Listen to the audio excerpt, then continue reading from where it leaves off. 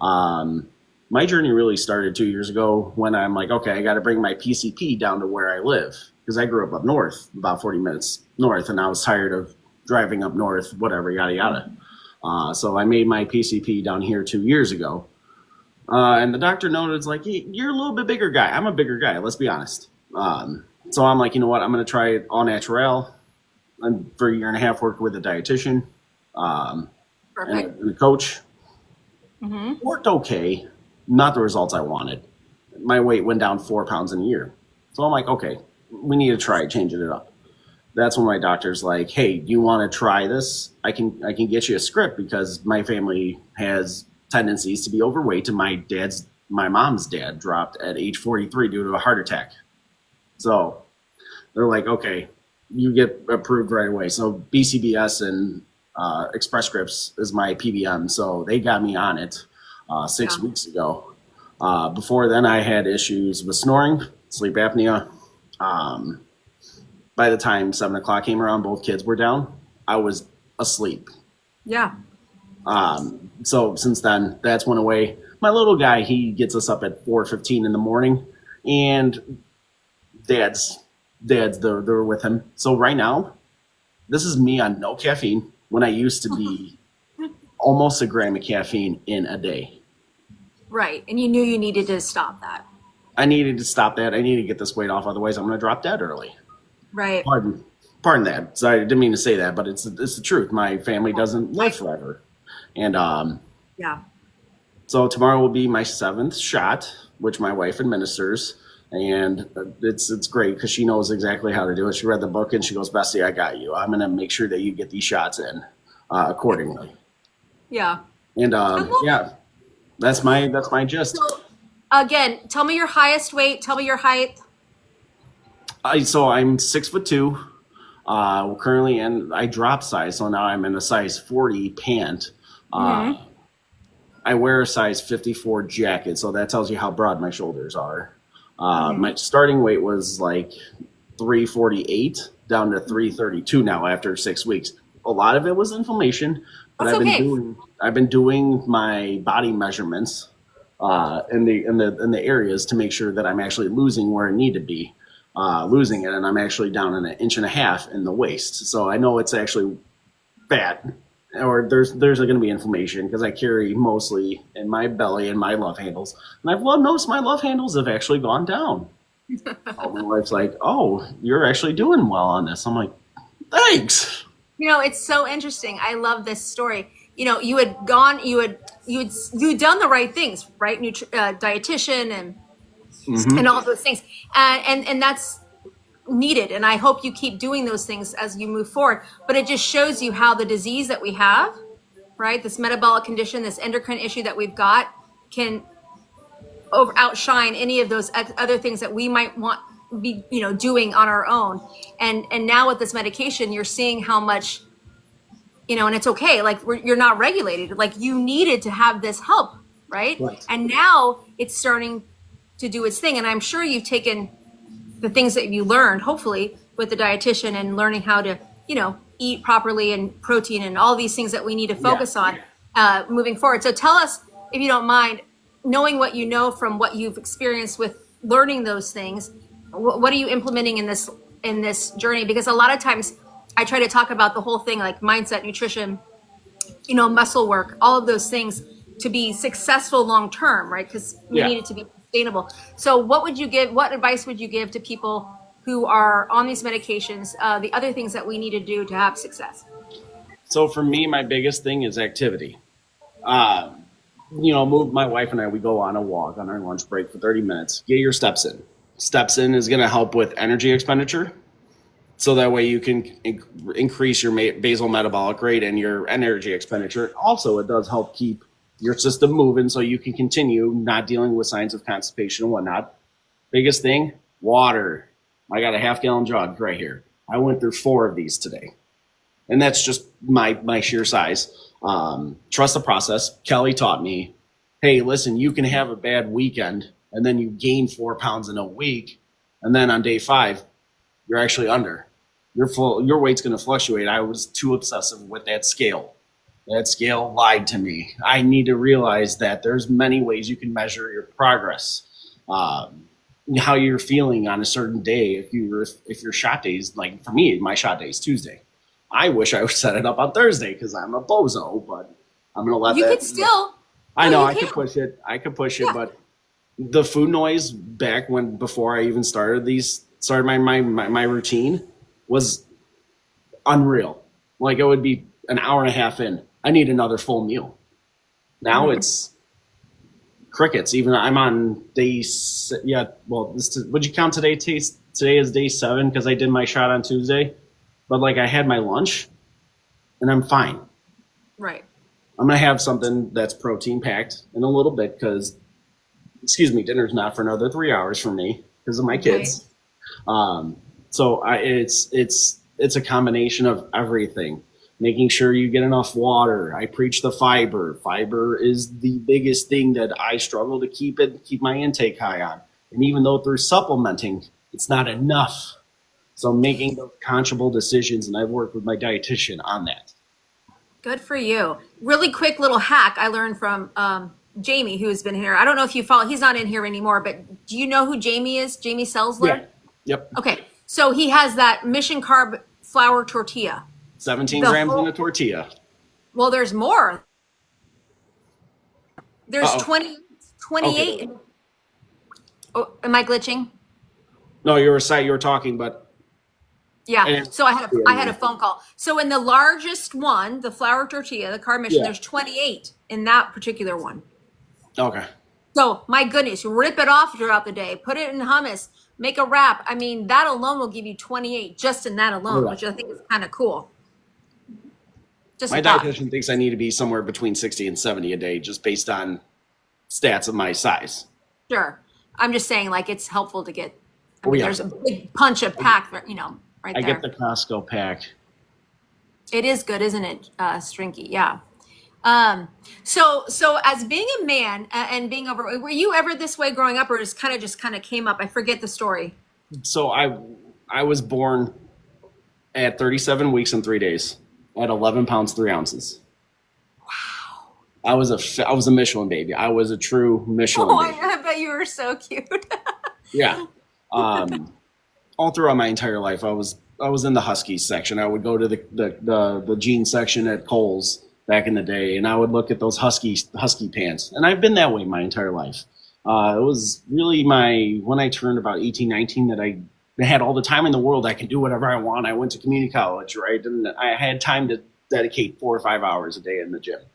Yeah. And that's when I was at my lowest at 191. I'm not built to be 191. My family is built to be 260. Right. And then once this is going to sound bad, but once I met my wife, the marriage weight came on, and then the dad weight came on, right? Yeah. And that's when I realized I needed to change my life. Yeah. I love that. So how has it been? Maybe we're getting TMI, but it's interesting. Like when it comes to now, you guys are solid in marriage, and you've probably been married for quite some time. Like it's an interesting fact when we talk about our weight with being in a relationship. Did it ever suffer any way at all, or just super supportive? Or like my husband, he loved me at my highest. He loves me no matter what. He just wants me to be healthy. But it did suffer to a degree because I felt self-conscious. Maybe I didn't want to be as intimate. There was moments where it just was like that. But just curious if you have anything you want to share. Nothing too crazy, but Yeah. I don't care. I'm an open book. okay.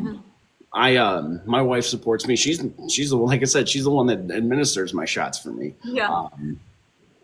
Now, not to get TMI with it, but my wife's hairdresser's ex-husband left her for somebody after he did these things. So she's like, "Oh, you're gonna leave me?" I'm like, "I'm not gonna restart everything." That is such an interesting topic we can just do on its own. So many people, when they start feeling good about themselves physically, but maybe for the first time ever, they'll have these moments where something like that happens. But you have to have that strong core marriage to begin with, you know.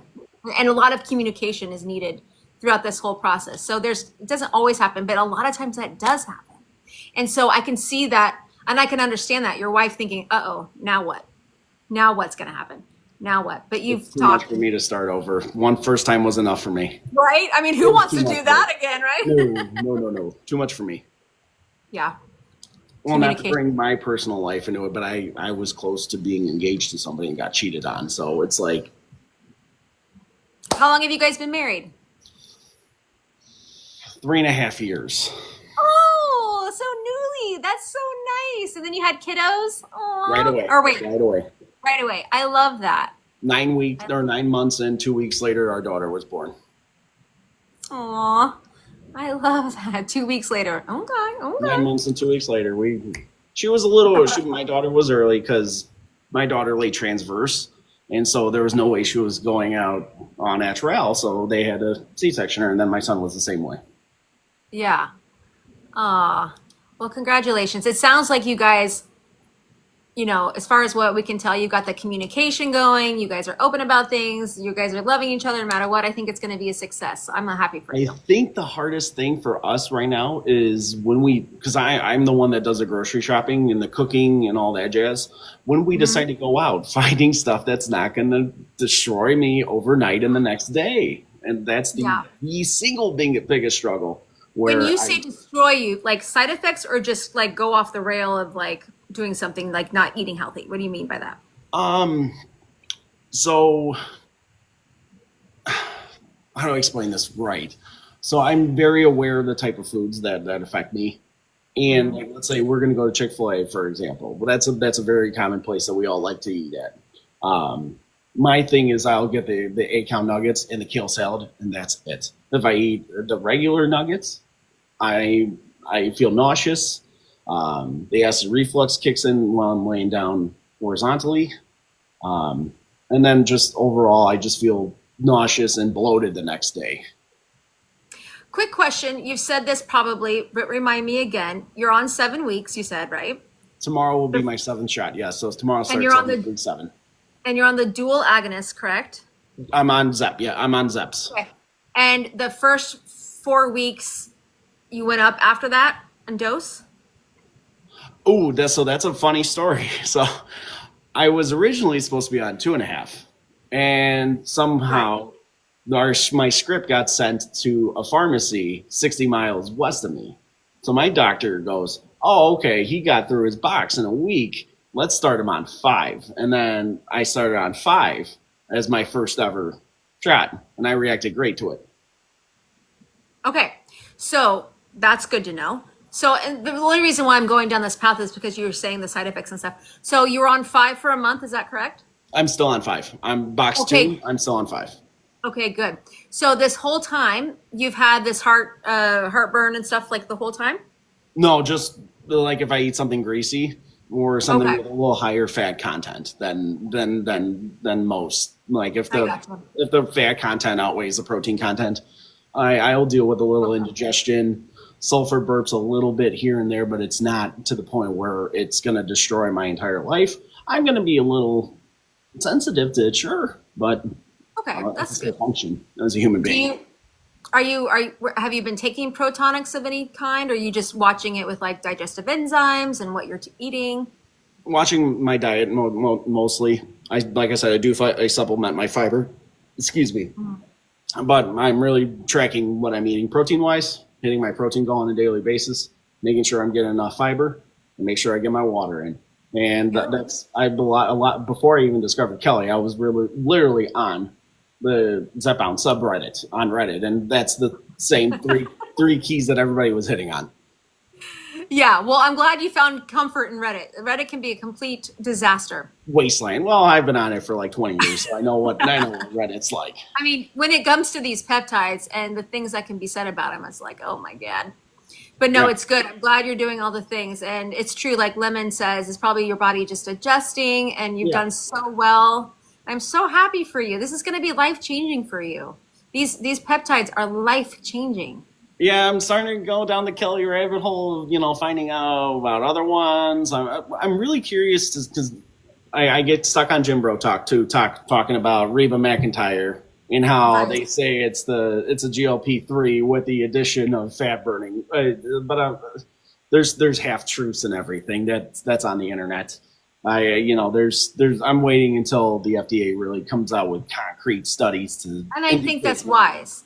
I think that's wise. I mean, a lot of people are on them if they're getting them from the. It's complicated. People don't understand. There's a lot of people in here that are on Retta, like Gina. I think it's wise to do your research and all of that. But I mean, right now you're having great success with tea. We always talk about, it's like, there's always going to be something coming out. Always. Oh, yeah. And Oh, yeah. if you find one that's working like this one, it's okay. Why? You don't have to be on the latest and the greatest necessarily. Give this time. Hey, Brian's joined the chat. If you don't follow Brian, hey, comment Brian in the chat if you don't mind. Dr. Brian rants about stuff. Yeah, if you followed him, he's a great resource as well. He's one of the brothers. It's so funny. One of the men that's on these amazing medications as well. Really done a great job. But it's one of those things people will be like, well, I'm only on, the single agonist and I need to be on T. Well, it doesn't necessarily mean that. There are many people who have gone from the T back to the single because they find that that's worked best for them, right? I mean, everybody's body is different and everybody's, everything is so different. So I say go for it. Eventually, if the Retta is something you're going, if you need to, especially for the fat burning, which I think is some sort of evidence with that, but it doesn't mean the tea is not going to be good either, No, and then so to be honest with you, when my doctor and I were considering these medications, she goes, I'm like, okay, should we do O first? And she goes, no, we're going to do T because T is exactly what you need. You don't have the other issues that O is on, because when I got my blood work done, everything else was in range. Right. I mean, that is for the diabetics, obviously. Yeah. But I mean, with the Wegovy, that's the same one. It's just for the disease of obesity, same thing. This was me being ignorant to everything. And right. Didn't know that that Z was made specifically for my case, where people that have my case where they just can't get it off because they have a metabolic disorder. Well, and not only that, but I don't know if you've dealt with this. For me, tea is perfect for me. I'm saying tea. It's the same thing as Z. You know what I'm saying, right? Yeah. I have to be careful with what I say, unfortunately. But for that food noise that is in the brain, huge,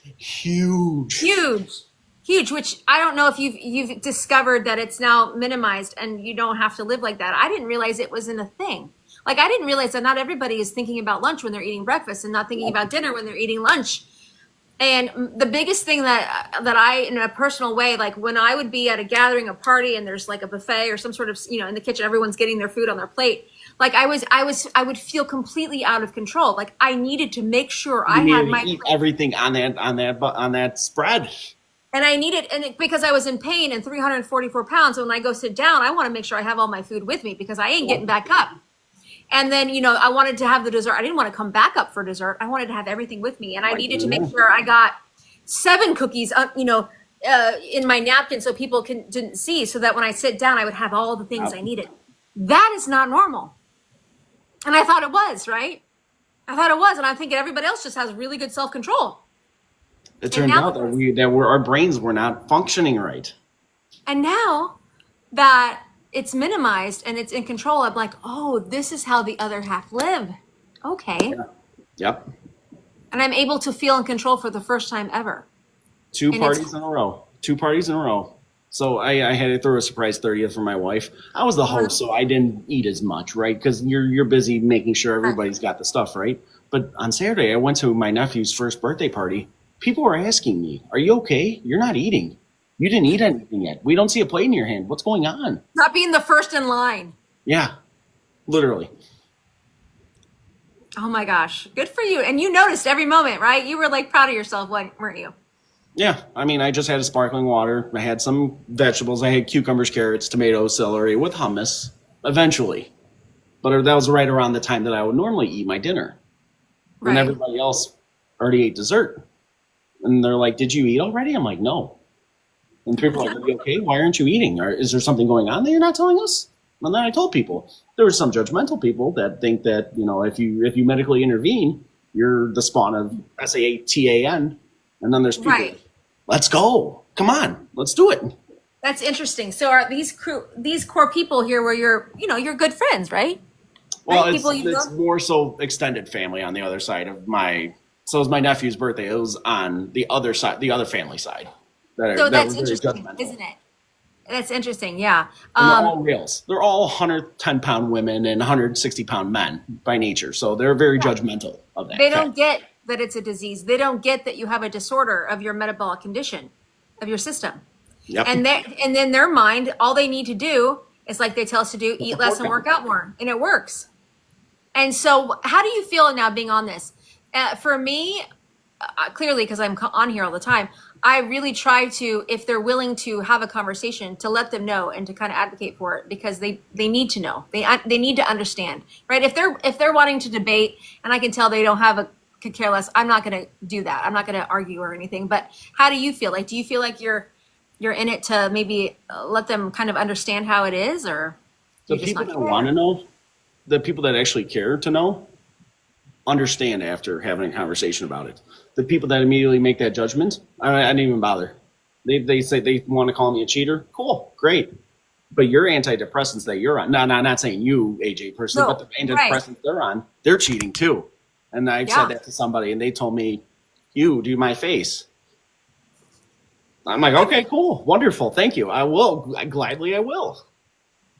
It's just such an unfortunate thing, isn't it? Yeah, I mean, I talk about that all the time. People say, you have to be on this for life. And, I don't know about you, but for me, I did fat camps as a child. I've been on every diet, paid for every diet. HCG, if anybody knows what that is. Yep. Fen back in the day. Lap band, gastric sleeve. I've done it all. So for me, these are lifelong medications to regulate my disease. And I will be on it for life if I can do it. I have no problems with that. And I think it's one of those things where like, oh, you're going to do this for life? What are you doing? You're not doing anything you need to be doing. You need to actually just, no.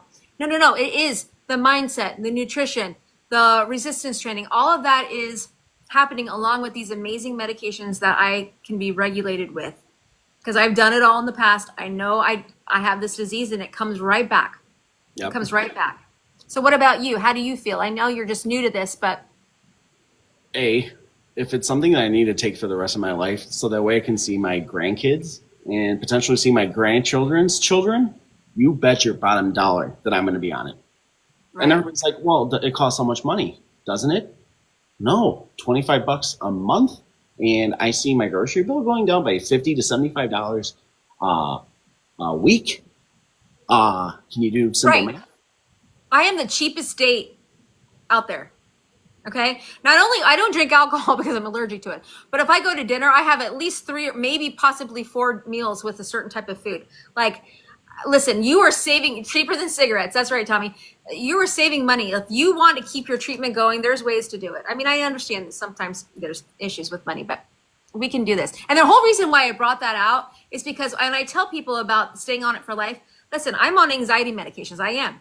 Why would I get off of that? Right. No, my chemicals in my brain aren't connecting right. So that's what I take for the rest of my life to keep me going with anxiety and all the things I deal with. It's just the same. We're treating something here, but that's the point. People don't understand. And I think it's going to take a while, unfortunately. I really do. That people are going to understand that this is a disease. When you have a disease of obesity, it's not like we're sitting on the sofa eating bonbons and 2-liter soda. I mean, we might be here and there, but you know what I mean? It's not like we're doing these things. Right? If anybody who's had morbid obesity, we are fighters. We are people who have tried everything. And now that we realize that this is a chronic condition, that it's not our fault, we're not lazy, that it's almost freeing in a way that we can take this medication and have the chance to put in all the work and to be healthy sustainably. I don't understand how we got there, but I kind of makes sense that through the 80s and 90s we got through the socialization. We grew up with the socialization that if you're thin, you're a morally correct person, and if you're overweight, you're a morally absent person. And I hate that stigma because I'm a great example of that. This is right now. I'm under my body's natural set point where my body wants me to be. I was born with a certain amount of adipose cells that want to be filled. And and they never go away. Is bigger than where I am currently. I did not choose my genetics. I was born this way. I was always the big kid. It's the moral objectivity that people have on your weight is it's disheartening and as a society.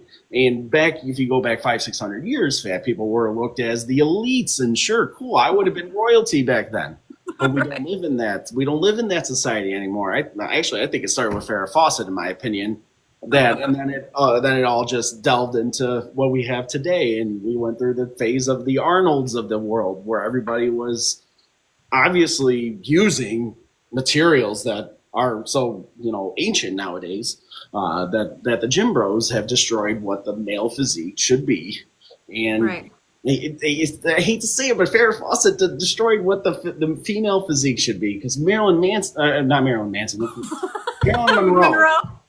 Marilyn Monroe, if you look at, then she was revered as the icon. Yes, you know exactly what I'm talking about. And now we're in the 2000s idolizing girls in Abercrombie and Fitch attire and double zeros that look like there sticks. was Twiggy, if you remember back in the 60s, all of that.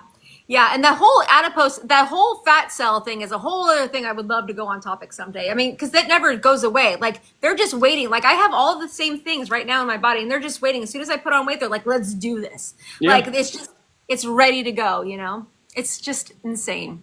But, there's a degree that people, okay, I don't want to sound pretentious when I say this, but unless you go through school and you get educated on human physiology, anatomy, kinesiology, and all of these different areas, if you aren't aware of these things and how the body actually is developed and worked, your understanding of these things is going to be hard to comprehend why people need these medications like myself. Right. Absolutely. I know. That's why it's so important. I feel like that we need to, that's one of the reasons why I come on here. And I don't know, Jonathan, what you do, but man, you would be an asset to this community if you were to go on live every once in a while. If anybody's not following Jonathan, please click his name here. I think you click it again and to follow him. He only has 100 and some followers, and I just reposted like 3 TikToks ever in my life. I'm not saying you have to. I'm just saying, like, follow him, and you don't have to do any of that. But I think you'd be a great asset to this community for sure. I mean, you already have said such wonderful things on here, and it's nice to hear from the men, right? It's nice to hear from the men. I think the men get more stigmatized than the women in most things. Okay, what's your problem? You're a leader. But specifically in this niche, when it comes to weight loss, because I love my brother to death. My brother looks like my mother. I look like my father. My dad at his highest was 395 at 6'2". That I could go down his rabbit hole. He had other issues. Mine was food. His was alcohol, and we can leave that for another day if we want to talk about addictions that run in families. But my brother is built like my mom, who he's 6'3", 180 pounds, soaking wet, and he looks like a goddess. He did a bodybuilding show. You could see all that, and then he came up to me and he goes, "Why can't you just put the fork down?" I told him one day, "I don't know. I can't lose this weight, Alex. I can't do it." And then once he found about Rise True Tide, because he was going to take it to go into another bodybuilding show and whatnot. Then I learned about the O, the W, and I'm like, okay, maybe I have these issues. Maybe this is mine. Maybe this is me. Maybe this is my reality. Maybe I'm the delusional one. Well, I shouldn't say that. Maybe I should say everybody else is delusional. Maybe this is my reality. Come to find out, after 2 years, this was my reality. This is what I had to live with. Now it's time for me to take the bat, swing for the home run, and be better, so I can be better for my kids. Oh, absolutely. So what does your brother think about you doing this now? What does he think about you? 100% supports it. He actually texted me last month, "If you have an extra box, can I buy it from you?" Oh yeah, total gym bro move. He's like, "Hold up, now wait a minute." I'm like, no. I get 1 month at a time. I don't get the 3-month box for $25. I'm not that taking my meds. Are you kidding me? Really quickly in the chat, Lori, if you're still here, friend, if you're struggling, if you need compound, if you need to keep your treatment going, I have a link in my bio. Sorry to do that kind of stuff in here, but she says she's struggling. So Lori, go to my profile if you need to. I love that your brother now is at least listening and supportive of you, because when someone's like that, he should see truly though. He should see how your dad was. He should see that, you're struggling, and that you've had this genetic component, and it's not been something that you've done, necessarily yourself. Why you're completely different than how he looks, right? Well, like, once again, my brother's 22. He's young. He's got the single life. He can go work his 8 hours and then go spend 3 hours in the gym, starving himself, and then he's doing all the Ninja Creamy recipes. I'm like, dude, I don't have that time. And you could say I'm cheating and fast forwarding myself. Sure, cool. I have these resources that are going to take me from you here, me here, to bring me back to where I should be with you, with the rest of the world. Exactly. Don't like that? Cool. These people that can't understand that there's this gap in here, throw them off to the side. I don't need you. The people that want to take me from here to here, those are the ones I care about. Right. Everybody else? Absolutely. Well, and that's the whole thing. It's this past diet culture. It's this fat phobia. It's these people not understanding that if you are fat, it's not necessarily because you are lazy and you have, nothing going for you. It's not that at all. We are fighters, and that's what I think has to change. And I think it'll take time. I think these peptides are changing the game. I just think we're early onto it. And those people, like you said, there are some that will never change, just like that didn't change from 50 years ago with the other things that we deal with discrimination.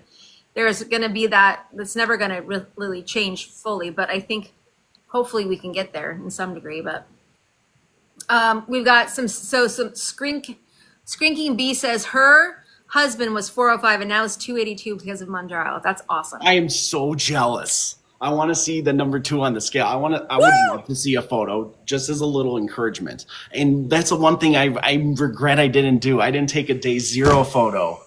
I wish I did. Start now. I know. That's what I encourage everybody to do. Take photos of yourself every month. Just do a new photo. I think it's super fun to do because we see ourselves every day. Like we need to have those photos. You see that change. Right. Exactly. And then Legally Brunette, thank you for being here. We are all on the shot as well, friend. Go ahead. So like I said earlier, I live 40 minutes south of where I grew up. So I see my mom about every 2 weeks so my kids can see their grandmother, right? And we go to a Costco. I buy all my protein. I buy all my good snacks. I buy my Quest chips and all those good snacks that everybody should be eating. Every 2 weeks, I ask my mom, I'm like, hey, do you notice any changes on me? And my mom's like, oh yeah, I see it in your face. I see it in your arms. I see it in here. So I use that as a good gauge to see, alongside with the physical measurements of what I'm measuring on my body, using the scale every 2 to 3 days to take an accurate depiction of what I'm actually doing, because that scale will lie to you. That's what I learned from Kelly. Absolutely. And we can't, and that's the other thing. A lot of times people, and I get it, we're taught to look at that scale as the end all, and it's such an emotional ride. And if we can get away from that emotionally, I think it's the best thing that we can do. Because people are saying in my chats that they're discouraged and that they're frustrated and they're sad because they've only lost this much weight. They're not saying they gained or whatever, but they're saying they only lost this much weight. And it's all because of that feeling of I'm not good enough unless I have this particular expectation. And their expectations typically are way skewed. Not their fault, but just how they've grown up in this society of thinking that they should be the BMI that they should be. And oh my goodness, so not true, right? And so that's why I always try to steer it away from the thing on the floor, about the daily wins, the daily successes that we have every day on this journey. I know you have some.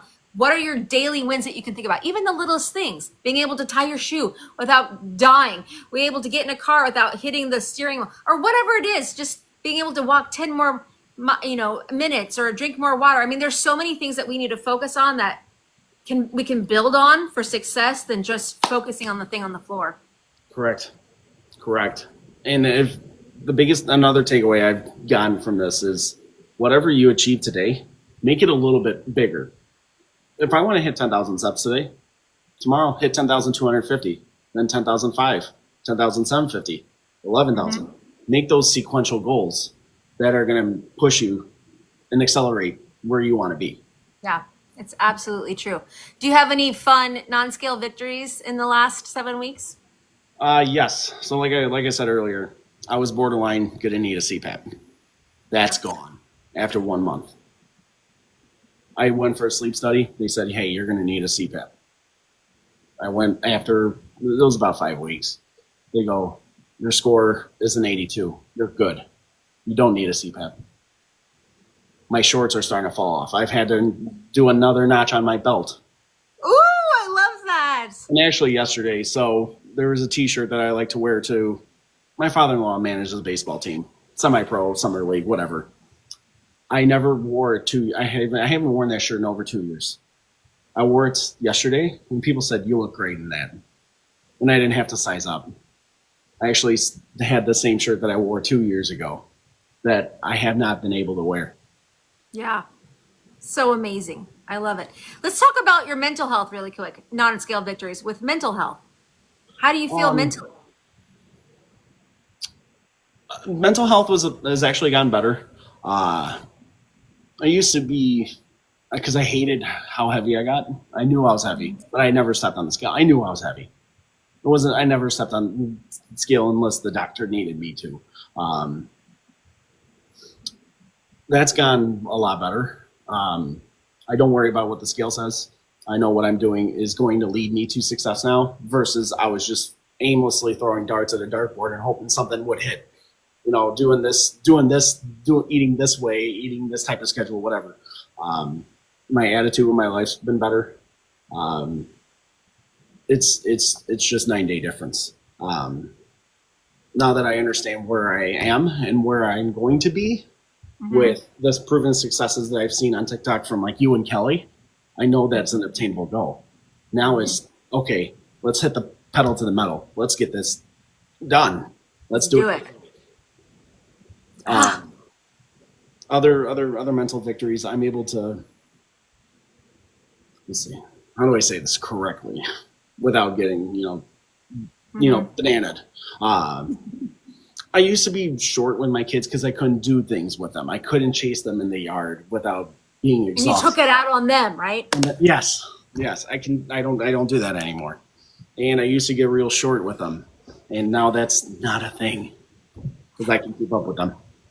Oh, I love that. I know that makes you feel good inside because you don't want to be, I don't know how your parents were, but a lot of times we see things growing up and you're like, oh, I cannot be this person or I can't act this way. And you want to change and you get frustrated because you can't because of whatever demons you got inside.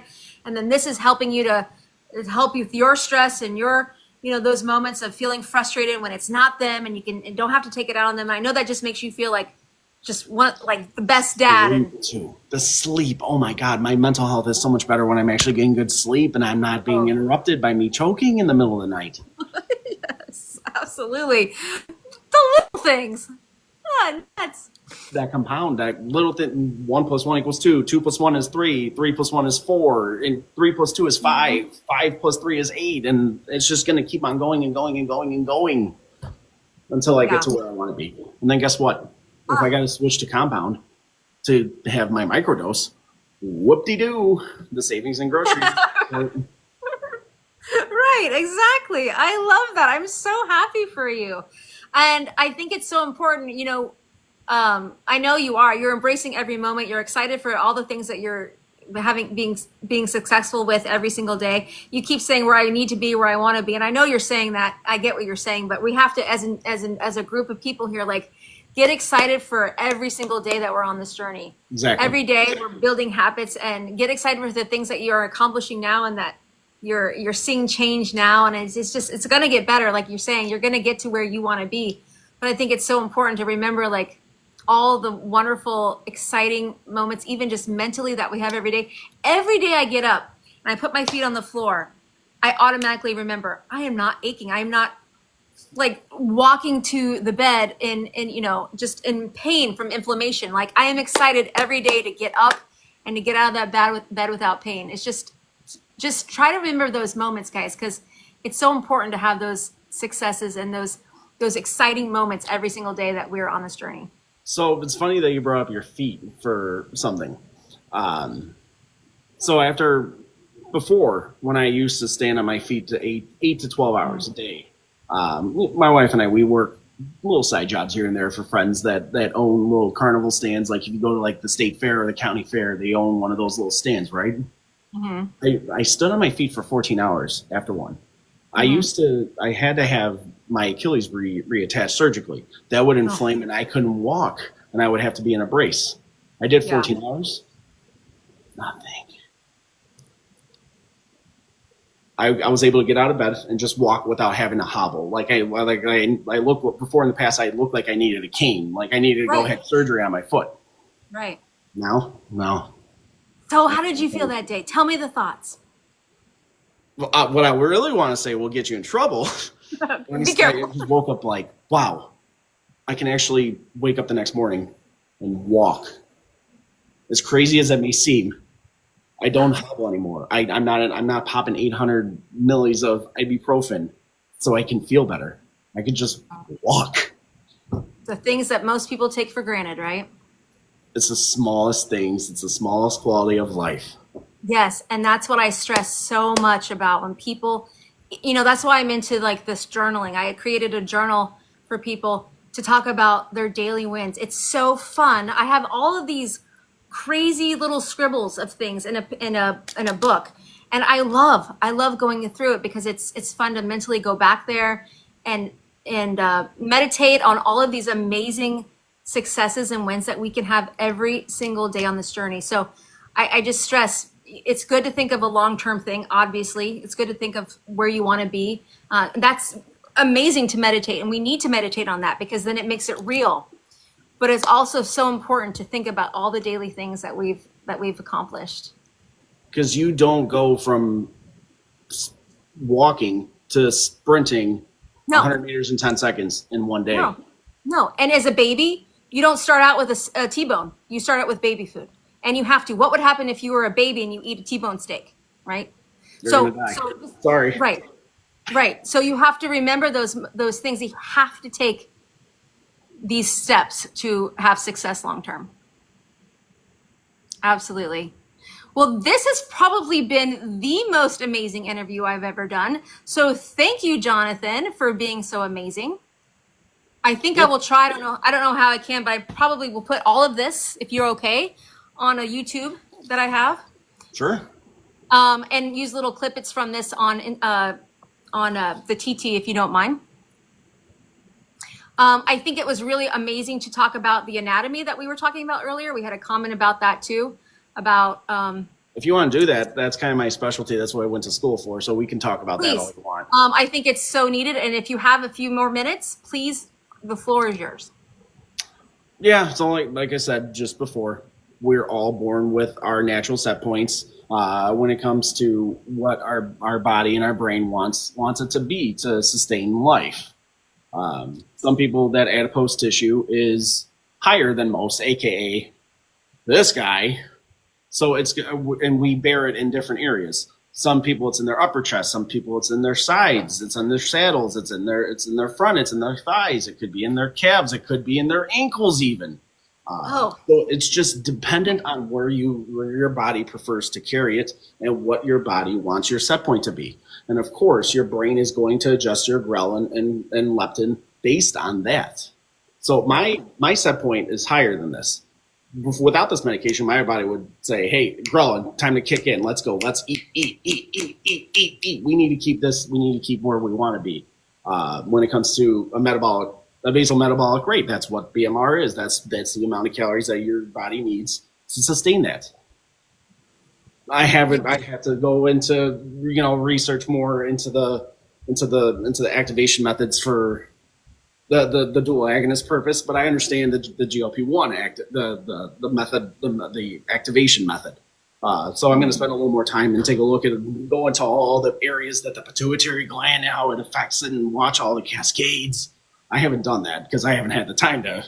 Oh, I love it. I'll want you back on in detail when you figure all that out too. Okay, that sounds like a plan, but it's your body wants you to be at a certain set point. Right. That's not healthy for everybody. It's not healthy for me to be 350 pounds, right? There's other morbidities that are going to come out of it. Heart disease. I run the risk of edema in my legs. Edema in my legs because that's something that your body will do because you're holding on to this weight that your body needs to respond to be able to support this weight. And really what this medication does is fixes all of that. It's rewiring your pituitary to say, hey, listen, we're not emptying. We're not going to go through the gastric emptying to get there. to get to that point where grellin's going to come back in and kick in. And, Right. you know, I could probably talk for years and years and years on this, but I love yeah, I it. want to make sure I'm actually very well informed on the medical literature and translate it into John speak, because John doesn't want to sound stupid on TikTok. You don't. I can say that. You don't. Yeah, I love it. You know, I think that's getting into the part where people will tell me, but AJ, I've got my face doesn't get skinnier, and so I'm trying to do these face exercises, or my belly hangs, and so I'm doing these sit-ups, and I'm telling them That's the worst thing you could do. That's the that worst is thing you not could going to take that part of your area away, because just like you were saying, it is all structured. It has nothing to do with where we're working out. That's not going. It's we lose evenly, or I don't know. extremities inward. Yes, absolutely. And it can be hard because I don't have that background. I don't understand necessarily the science behind it all. So I'm trying to tell these people it just doesn't do that. But I would love to get a little bit more of the proper wording to kind of explain it to them. But I would be more than happy to help you. okay, we'll do that really quickly. If people come into my lives and they say, you know, how do you have lost so much you know, in your face? Because that's where I tend to go quickly. Yep. But my stomach hangs out. Like I had to get 10 pounds removed from a paniculectomy I had done. Yep. And I'm so happy to have done it. But people are trying to do these particular exercises to focus on a particular part of the body. And it just doesn't work. So explain to that in scientific terms. Yes. So historically, humans were created, and we have evolved. I'm not going to get too much into, you know, creation theory versus evolution theory, but we're meant to sustain two areas of our body: our brain and our internal organs. These are the areas that we want to make sure is always on and always has enough sustenance to make sure that we can maintain it, keep it going, keep it alive, right? That's the name of the game. Mm-hmm. So there's the further away from those two set points, there's the last areas that you're gonna add fat, and where you're in the first where you're actually gonna lose it. So like for me, I noticed my forearms are starting to gain back their definition and their striations. So I know it's working because I'm losing that extra adipose tissue in that area. And like I was able to actually loop my Apple Watch band onto another loop. And I was actually able to make it tighter because I'm starting to notice I'm losing weight in those areas, because that's where it's going first. And then it's going to slowly creep in to your abdomen, where you hold most of your subcutaneous fat. Visceral fat's the dangerous one, and that's where I noticed a lot of my weight was probably inflammation in visceral fat. I'm going for a DEXA scan, which is a body composition scan. Good. I'm going in for one after 3 months to see where I noticed the changes, to see where it's actually being applied. Because to be honest with you, I think I had a lot of inflammation and visceral fat around my organs. Visceral fat will kill you. Yep. Yeah. So what advice would you give to someone then, in layman's terms, for those that are wanting to try to get their belly fat out by you know, doing sit-ups? What are you going to tell them? That's probably honestly the worst thing you can do, because you got to think about it from your bones outward. So you got your skeletal system, and then on top of that is going to be all your organs on the inside, and then protecting that is going to be your layer of muscles, and then outside of that is going to be your fat, and then your skin. So if you want to lean out, you have to maintain a calorie deficit. You cannot break the laws of thermodynamics. If you eat more than you burn off, you will gain weight. If you burn off more than you eat, you will lose fat.